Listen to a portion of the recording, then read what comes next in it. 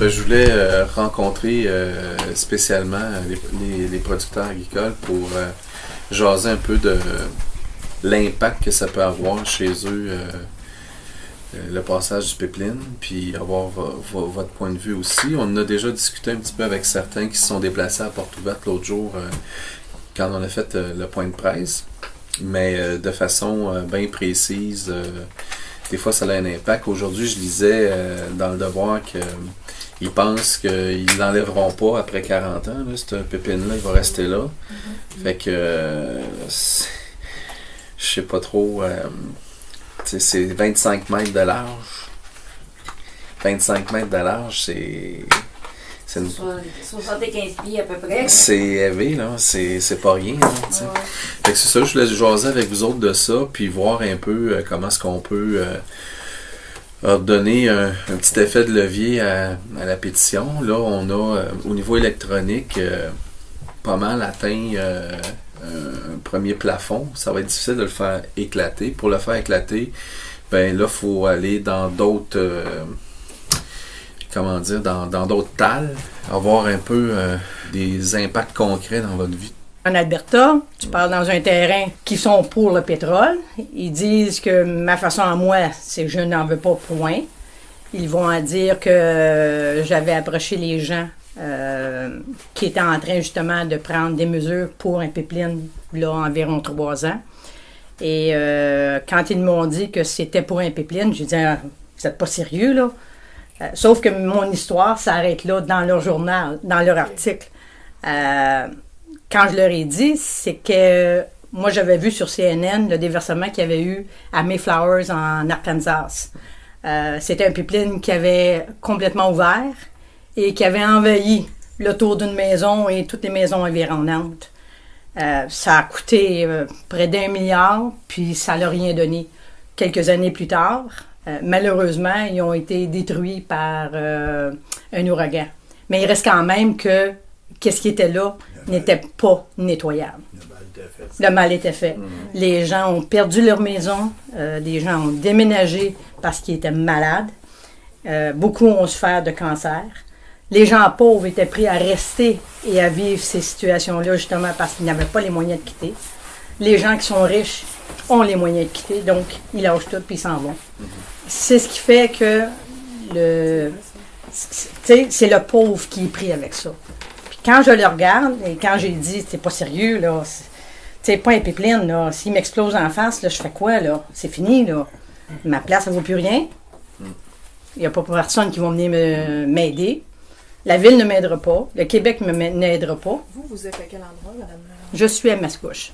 Et le pipeline passe sur vos terres, au périmètre de ma terre. Okay. Fait que ça veut dire qu'ils suivent la 25. Ils tournent pour aller contourner l'overpass, de la sortie Saint-Henri, et tombent sur les terres adjacentes de Geneviève et Lison, ensuite de ça, pour retourner de l'autre côté de la 25 et s'en retourner dans le secteur ici. Donc, je suis un dommage collatéral. Je n'ai aucun bénéfice de ce pipeline-là. Mais s'il pète, ça va être comme une hausse qui est garochée directement chez moi. Parce qu'il est en direction chez moi. Il va faire 1,90 parce que la terre tourne, arrive chez moi, fait un autre 90 et retourne de l'autre côté. Et il suit toutes les terres en avant de chez moi. Fait que ça veut dire que je l'ai là sur tous les bords, tous les côtés. Quelques pieds de ton puits artésien. On va être à peu près à 350 pieds de mon puits. Et la nappe phréatique chez moi est une nappe qui est environ peut-être à 3-4 pieds. Donc ça veut dire que quand ils vont l'installer, ils vont être dans la nappe phréatique. Fait que tous les découlements vont être dans ma nappe phréatique. Parce que quand je creuse un trou pour un poteau, ben l'eau monte en plein mois de juillet. Donc. Et ça, vous n'avez pas eu aucune garantie, sécurité? De TransCanada, ils ne parlent pas. Rien. Ils peuvent pas. Ils n'ont pas affaire à me parler, là. Ils ne passent pas chez moi. Ils vont parler à Geneviève, ils vont parler à. Mais moi, là, non, on ne passe pas chez vous. Là. Vous n'avez pas un mot à dire. C'est ce que ça veut dire. Et les gens qui l'acceptent, malheureusement, ce sont des gens qui ne savent pas ils disent on a tous besoin du pétrole. Oui, mais c'est un pétrole qui s'en va en exportation. Ouais. Donc, ça va rentrer dans les caisses des pétrolières, L'industrie, mais pas dans les nôtres, là. Puis même s'il y aurait un prix, même si les gens reçoivent un montant d'argent, je conseille aux gens, si jamais, puis malheureusement, si jamais il vient qu'à passer, les argents que vous recevez là, de TransCanada, là, vous êtes mieux de le mettre de côté. Parce que le jour qu'il va y avoir des déversements, TransCanada va en prendre une partie. Mais croyez-moi, quand vous allez garder votre terre, et eux autres vont partir, parce que dans leur site pipeline, l'abandon est là pour rester. Ils ne sont pas intéressés à démanteler ça. Pourquoi? Parce que, premièrement, ça va coûter des sous. Le coûter pour l'installer, le coûter pour le démanteler. Mais aussi, il faut penser que s'il démantèle, il va falloir qu'il nettoie. Qu'il décontamine. Parce que ça va être contaminé, peu importe. C'est pour ça que toutes les pipelines ont fait des arrangements qu'avec le fédéral, qu'on n'enlève pas les pipelines. Non. Si on les enlève, il va faire décontaminer. Ça va leur coûter aussi cher décontaminer que ça va leur coûter pour faire l'installation. Ça ne sera pas rentable. Aujourd'hui, ils ont des milliards en banque, puis ils attendent justement de passer le pipeline. C'est pas parce qu'on ne veut pas aider l'Alberta, mais pourquoi est-ce qu'on prendrait ces risques-là? Et on regarde aujourd'hui, au Québec, on a des lois, des règlements pour la contamination des sols. On regarde des programmes comme La Facture qui démontrent des pauvres personnes qui ont acheté des endroits pour faire leur restaurant. Puis quand ils viennent pour le vendre, maintenant, c'est buyer beware, ton sol est contaminé, c'est ta responsabilité de le décontaminer, puis tu t'arrangeras pour poursuivre qui de droit, qui était là, il y a peut-être 40, 50, 60 ans, Puis là, on a parce qu'il n'y a plus de temps limite là-dessus, sur les sols contaminés. Là. Fait que si personne n'est responsable, s'ils ne peuvent pas prouver que Ultramar était là, et là, Ultramar s'en lave les mains. Mais pendant ce temps-là, la pauvre personne, elle, est obligée de payer de sa poche. Fait que la personne qui a essayé de vendre sa business ou vendre son emplacement, prendre sa retraite, est obligé de prendre ses argents de sa retraite pour payer tout ça, ça finit que la pauvre personne est encore responsable. Et c'est ce que je ne veux pas au Québec. Le gouvernement va me rendre responsable de quelque chose que je ne veux pas. Non, merci. Si on donne les responsabilités, ils veulent le passer. Pas de problème, passez-les. Mais vous allez payer la facture. Moi, je ne suis pas intéressé à payer la facture. Sauf que ma terre ne vaudrait plus qu'est-ce qu'elle valait. Si il affecte ma nappe phréatique, je suis faite à l'os. Je n'aurai plus d'eau. J'aurai plus personne qui va m'en fournir non plus. Je devrais déménager. Donc, je vais perdre tous mes investissements que j'ai travaillé pendant 45 ans pour me retrouver d'un autre côté à rien devant moi. Le gouvernement va dire, mais il n'y a rien qu'on peut faire. Mais on est tous des dommages collatéraux sur la ligne du pipeline. C'est ça le problème. Mais ça ne sera pas quelque chose qu'on veut. Juste pour donner quelque chose en Alberta. J'ai travaillé dans le département des manufactures étant plus jeune. Je sais c'est quoi perdre notre job. Je suis partie d'une manufacture à une autre manufacture. Pourquoi? Parce que nos jobs, on les perdait aux Chinois, aux Taïwanais, au Mexique. À un moment donné, il faut que tu sortes du domaine parce que tu n'auras plus de job. C'est ce que j'ai fait. Mais il va falloir qu'Alberta commence à regarder un petit peu plus loin. Puis, cette pipeline-là, elle ne rapporte rien au Québec ou même au Canada. Il va les rapporter en Alberta, mais rien au Canada. Pourquoi? Parce que c'est de l'exportation. S'ils sont vraiment intéressés que ce bitume-là fasse de l'argent, pourquoi qu'ils ne s'en construisent pas une unité en Alberta pour vraiment le vendre comme essence? Parce qu'on n'a pas les équipements ici maintenant pour être capable de le faire. Même Montréalais ne l'ont pas. Fait que, il y en a un sur un commentaire que j'ai lu d'un des rapports qui disait « Ouais, mais elle doit avoir, cette madame-là, en parlant de moi, elle doit avoir un tuyau de gaz. » J'en ai pas de tuyau de gaz. J'ai juste un puits et l'électricité, point à ligne. Puis comme j'ai dit, au Québec, on a fait ça il y a bien des années. On a pris un revirement vert. Il faut le continuer. Mais il faut se protéger. Colombie-Britannique, ils n'en veulent pas. Ça fait 2 ou 3 fois, puis ils sont encore en injonction avec TransCanada, ils n'en veulent pas. Mais ils n'ont rien contre le pipeline, en autant qu'ils passent à l'Est. Ça veut dire chez nous. Bien, c'est sûr, elles autres n'en veulent pas, ils veulent que ça passe ailleurs. Moi, avec, j'en veux pas. Je veux qu'il passe ailleurs. Mais je veux pas qu'il passe ailleurs. Parce que je veux pas que le pauvre monde paye encore. On paye déjà assez. On paye trop. On n'en veut pas. Point à la ligne. C'est tout simple que ça. Que les femmes se lèvent aujourd'hui, qui disent non. Quand on dit non, c'est non. C'est pas oui, c'est peut-être, c'est je ne sais pas. Non, c'est non. On n'en veut pas. Finalement, en bout de ligne, c'est toujours le propriétaire qui doit faire les demandes, qui doit se défendre contre la fameuse faute lourde, qui doit se défendre qui doit demander à l'ONE pour faire, parce que finalement, c'est l'ONE qui décide qu'est-ce qui arrive avec le tuyau. C'est le Trans-Canada doit faire une demande et ensuite l'ONE décide, mais c'est le propriétaire, s'il veut le faire enlever, doit faire une demande encore, une démarche auprès de l'ONE. Et ensuite de ça, il y avait... c'est aussi au propriétaire qui doit faire la preuve s'il y a un problème avec son puits, qui doit faire les tests, qui doit prouver qu'il y a un problème avec le débit.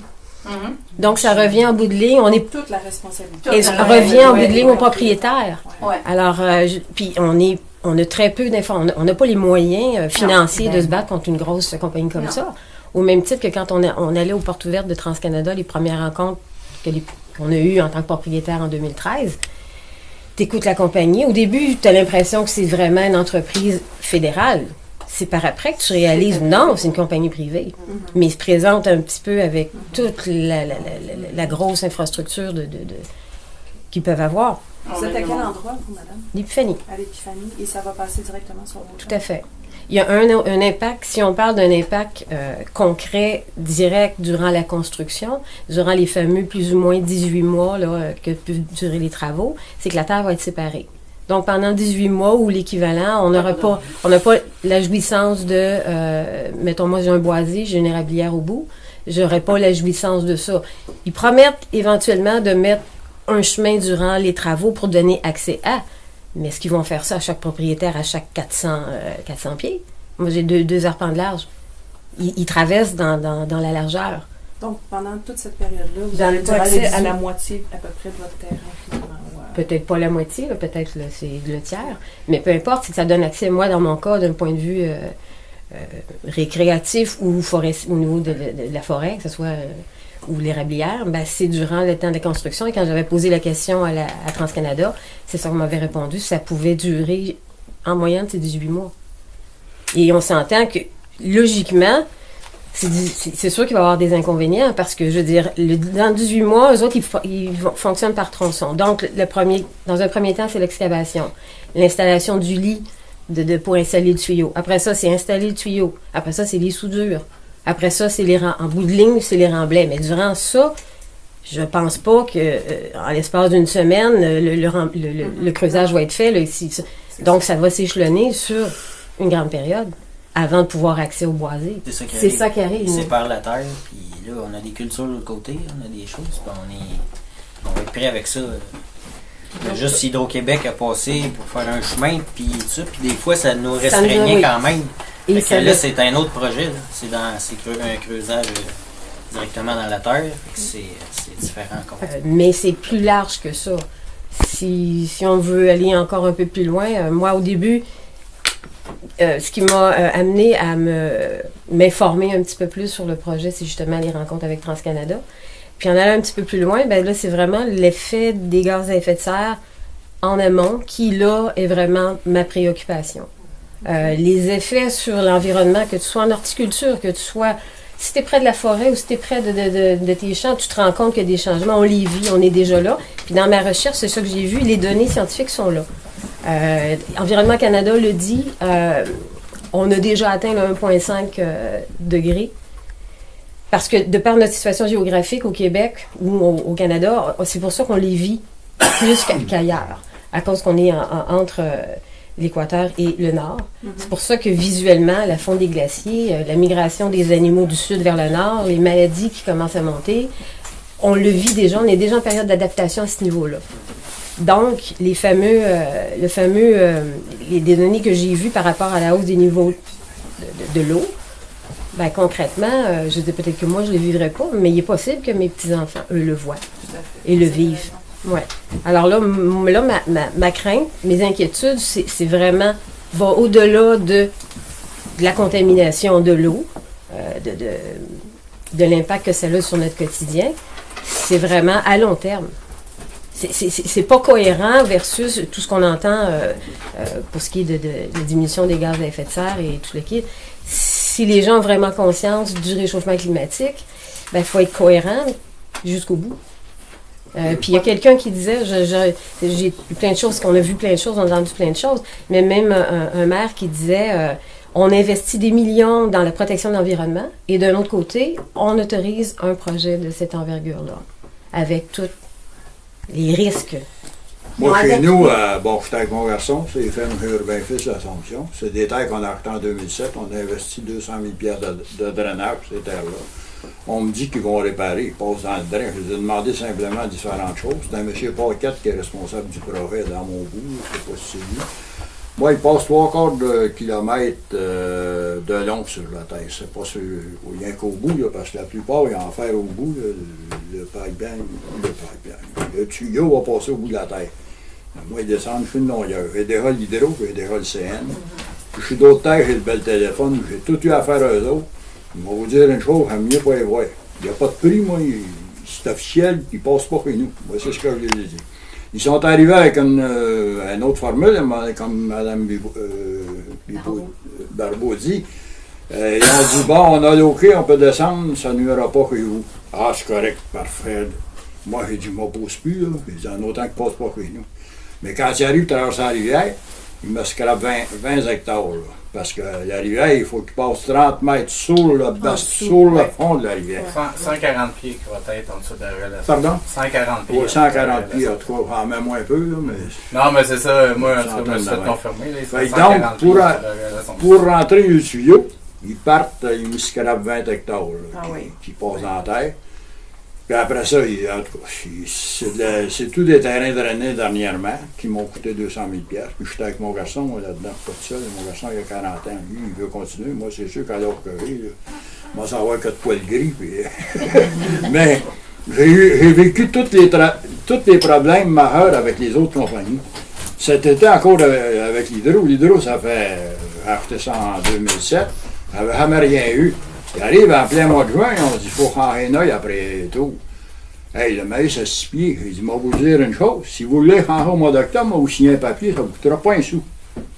Après la récolte. Ça ne vous coûtera pas un sou, l'hydro. Vous n'aurez pas besoin de monter les factures aux contribuables, là, ça ne vous coûtera pas un sou.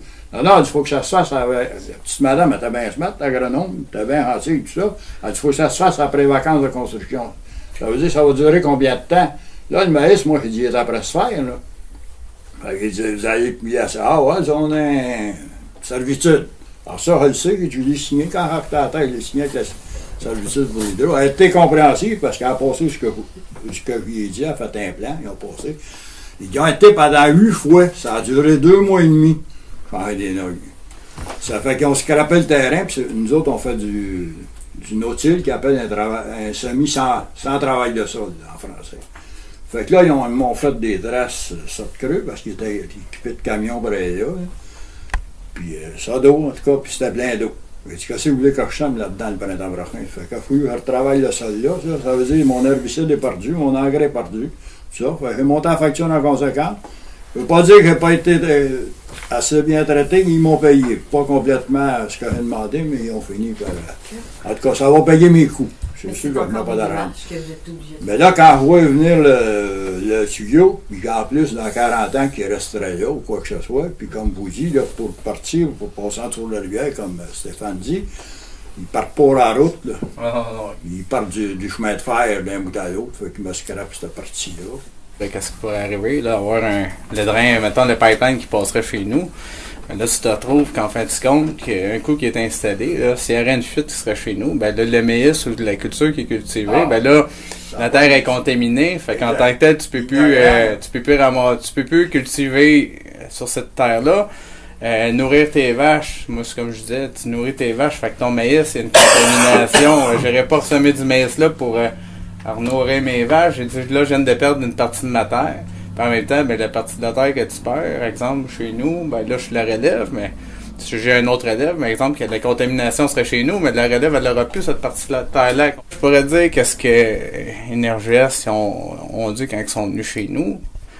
Et eux autres, ils disent s'il y a une fuite, ils enlèvent toute la terre au complet, puis ils viennent te remettre la terre, ils reviennent te remettre de la nouvelle terre pour commencer à cultiver, mais ça veut dire que tu perds 1 an ou 2 de culture. Après ça, les rendements de culture ne seront pas les mêmes que tu as présentement, parce que là, la terre, elle n'a pas tous les éléments que tu donnais à la terre.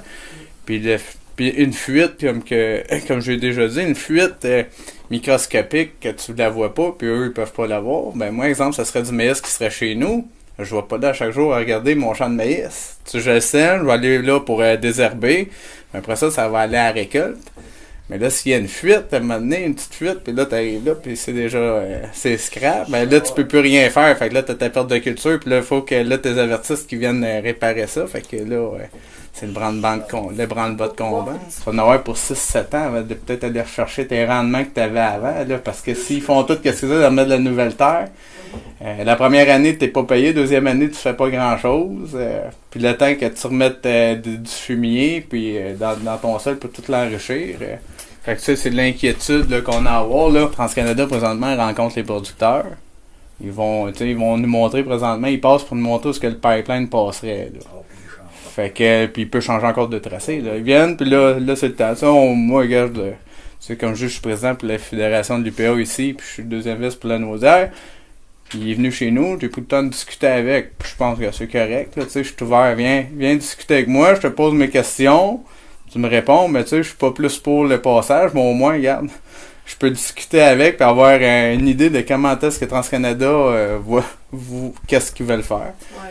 Puis ils répondent des fois des inquiétudes que tu peux avoir comme producteur, mais tu te dis, regarde, ça me sécurise pas. C'est sûr que, bon, tu m'apportes le côté positif que la compagnie veut faire, mais en tant que tel, s'il y a rien de fuite chez nous, j'en veux pas de fuite, là. Fait que je voudrais pas qu'ils passent chez nous non plus, là, il a dit que, là.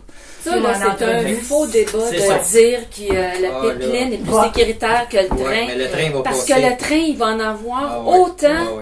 Et sinon plus. Et sinon plus, parce que le but des pétrolières, c'est d'augmenter, c'est de doubler, de tripler leur production. C'est ça. Puis de dire qu'il va y avoir moins de trains ou que le pipeline est plus sécuritaire, c'est un faux débat. Puis, mais c'est pas vrai. Je suis tannée d'entendre ça, tu sais,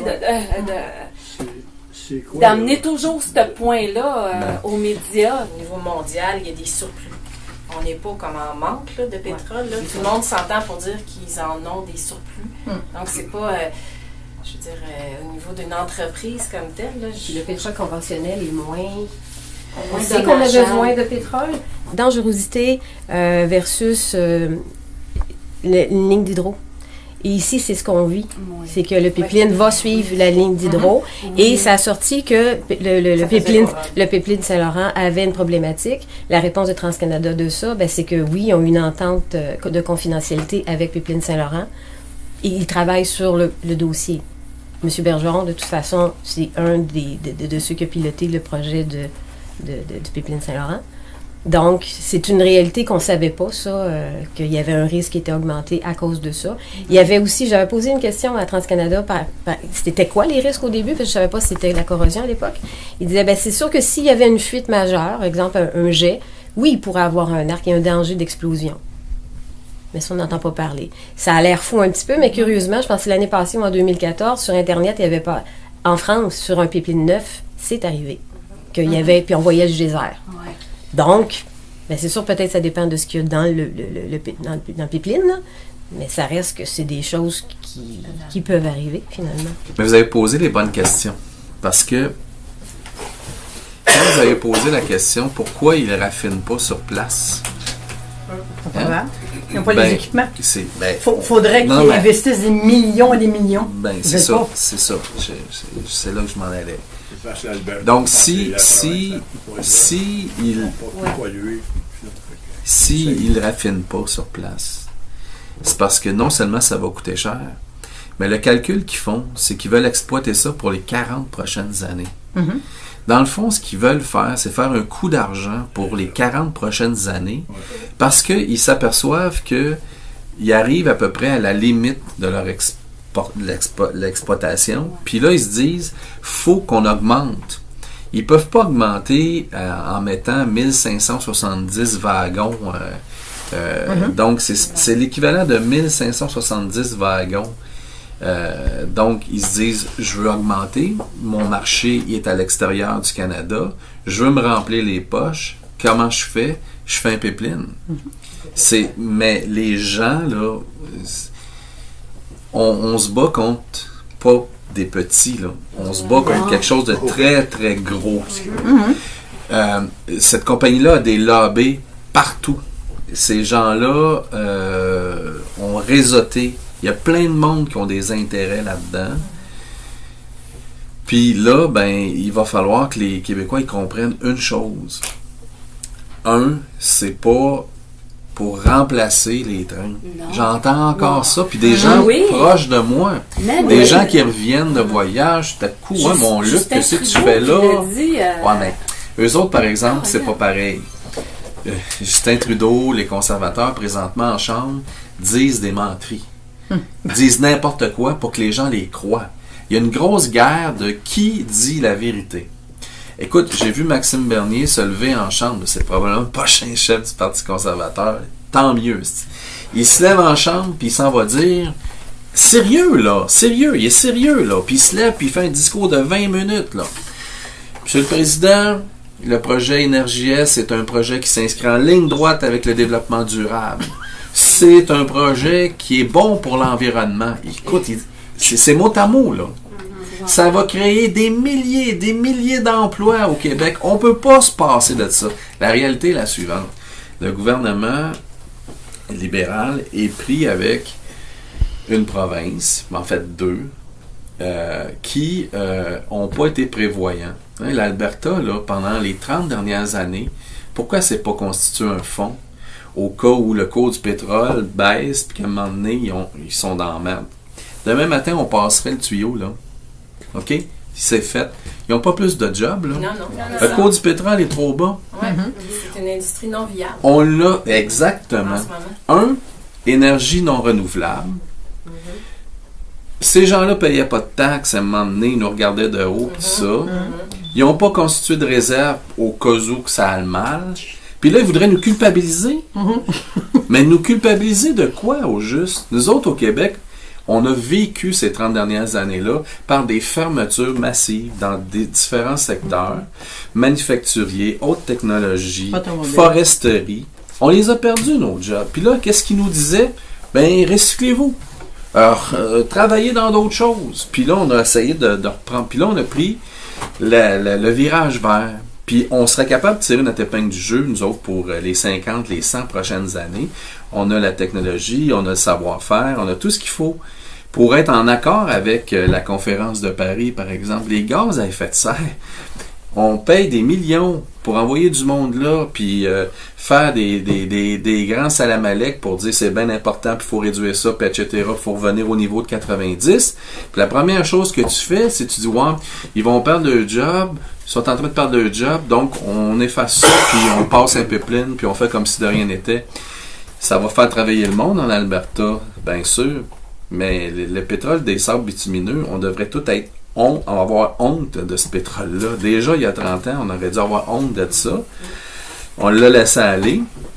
Et là, quand ils nous disent haute menterie, il va y avoir une partie qui va être raffinée au Québec. Là. Suncor ne sont même pas capables. Le produit, là, ce qui va être dans le pipeline, là, la substance, là, ils sont même pas capables de la raffiner. Il va falloir qu'ils injectent des millions de dollars pour le raffiner. Ça veut dire qu'ils veulent pas trouver la solution durable. Ils veulent faire un coup d'argent. Puis nous autres, il faudrait qu'on prenne les risques parce que nous autres, on fera pas de coup d'argent avec ça. Puis on fera tous les risques de ça. Alors que ça va être quoi la prochaine richesse du 21e siècle? L'eau. Puis pourquoi nous autres, on sacrifierait ça, nos nappes phréatiques, nos milieux humides, etc. Fait que ça tient pas la route, ce projet-là, mais ils sont gros. Puis je me rends compte qu'il faut répéter les arguments, puis dire au monde, regarde, là, toi, là, tu payeras pas moins cher à la pompe, inquiète-toi pas de ça, là. Ça n'a rien à voir avec ça. Puis c'est 40% pour l'exportation parce qu'ils vont se le mettre dans les poches, ce 40%-là. Parce qu'ils veulent produire plus pour les 40 prochaines années. Après ça, ça va arrêter tout ça, ça va être fini. On ne sera plus là. On n'en sera plus à l'exploitation. Mais Exactement. La journée que tout ce monde-là s'en va chez eux, là, t'essaieras d'avoir des recours pour le fun. Si la nappe phréatique est contaminée, ça peut prendre 2, 5, jusqu'à 10 ans avant de décontaminer. Ouais. À un moment donné, une journaliste qui insistait beaucoup sur pourquoi ce pépine-là, puis à un moment donné, Elisabeth May a dit, arrêtez de focusser sur le tuyau. C'est pas le tuyau, le problème c'est ce qu'il y a dedans. Puis, entre autres, ce qu'il y a dedans, à cause de la substance, il y a un diluant que tu peux pas décontaminer et qui est extrêmement toxique. Extrêmement toxique. Et si ça s'en va dans l'eau, dans les milieux humides, ou etc., ça va être désastreux, là, parce que tu peux pas décontaminer. Ça prend des années et des années et des années. Ils ont tant de temps pour ramasser le bitume, parce qu'un coup que c'est rendu dans le fond, c'est fini, ils seront plus capables de l'enlever. Non. Ils ont tant exemple, mettons qu'il y aurait 40, mettons, je te donne des chiffres de même, mais mettons il y aurait 48 heures pour le ramasser, parce qu'après ça, un coup c'est rendu dans le fond, ils peuvent plus rien, ils peuvent plus l'enlever. Faut qu'ils fassent ça le plus vite possible. Mais là, je donne des heures approximatives, là, mais tu sais, je sais pas vraiment combien de temps que ça prend, mais je sais qu'il y a une limite. Moi, le pipeline ne passe pas chez nous, il passe au bout de ma terre. Ils ont un petit problème avec les frontières, là, parce qu'il va falloir qu'ils responsabilisent ceux qui sont à côté. Parce que moi, là, le pipeline va passer l'autre bord de la traque. Puis s'il contamine, il va contaminer. J'ai 6 hectares de bois à côté. Il me contamine. Moi, j'ai 0 compensation, j'ai 0 recours, j'ai 0 contre rien, personne. C'est ça. Puis tu essaies d'avoir des choses. J'ai absolument 0. Ils veulent pas te parler. Puis ils vont. Mais c'est ça, mais ils me contaminent la même affaire. Puis moi, je suis pris avec le problème, là, que j'ai reçu 0 compensation. Il faut qu'ils me. Je ne demande pas une scène, mais il faut qu'ils me signent un papier comme quoi que s'il passe, qu'il y a un déversement chez nous, qui ont une responsabilité. Parce que tu peux pas. Tu passes au bout, mais 10 pieds plus loin, tu me contamines, puis je te donne pas une scène, puis j'ai rien à faire à toi, et ça ne fonctionne pas, ça, là. J'ai vu des députés à la Chambre, pas à la Chambre des communes, mais au Parlement de Québec, qui ne savent pas trop s'ils doivent embarquer ou pas embarquer, parce que, bon, je suis un député du Bloc québécois, mais Colin, c'est assez clair, ce qu'on a dit, là, je veux dire, je suis parrain d'une pétition, j'ai accepté comme député de la déposer. Ça fait partie de mes valeurs, mais je veux dire, je représente le monde qui m'ont élu aussi, je veux dire, il faut qu'ils arrêtent de penser, que c'est juste si t'es bloqué, ce qu'il faut que tu signes ça, voyons donc. Je veux dire, les gens qui viennent dans mon bureau, je ne demande pas les couleurs de chemise quand ils me demandent de l'aide, je suis élu maintenant, Puis quand je travaille dans une élection, quand elle dure 33 jours, je travaille pour moi pendant 33 jours. Après ça, je travaille pour le monde, tout le monde du comté. Fait que ça, c'est bien important aussi si à un moment donné, il y a des gens qui ont des petites gênes, là, on regarde pas la couleur de la chemise. Il faut que le Québec se lève et dise non. Point à la ligne. Puis il y en a qui sont déjà rendus à 300 000 lieues. Là. Oui, mais si, puis des compensations.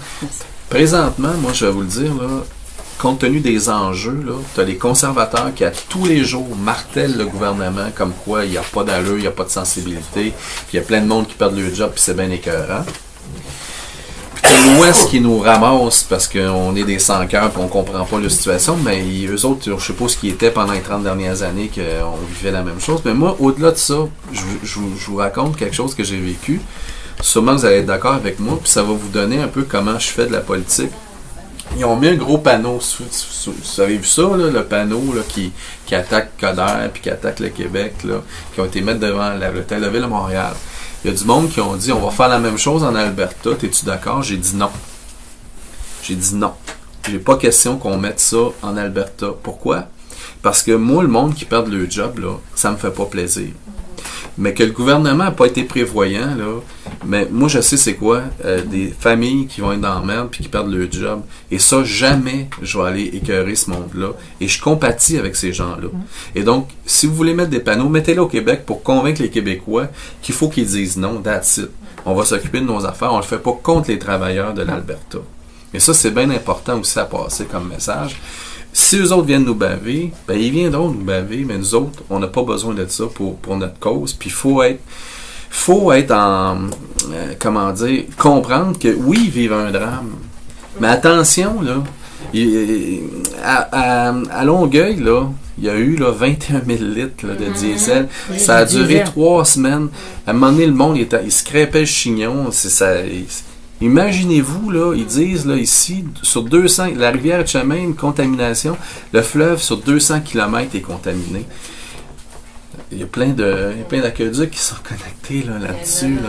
C'est des milliers, des centaines de milliers de personnes si ça se déverse dans la rivière des Mille-Îles d'une manière ou d'une autre. Pendant des mois, voire peut-être des années de contamination, pas d'eau potable.